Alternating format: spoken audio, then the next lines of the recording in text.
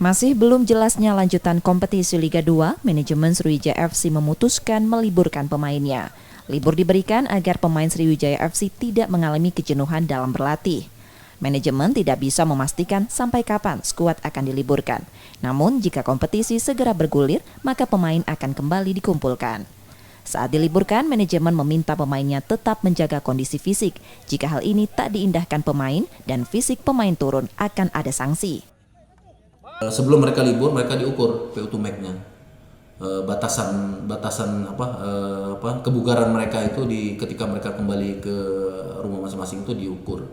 Nanti kalau mereka sudah masuk ke kembali untuk masa persiapan, diukur kembali.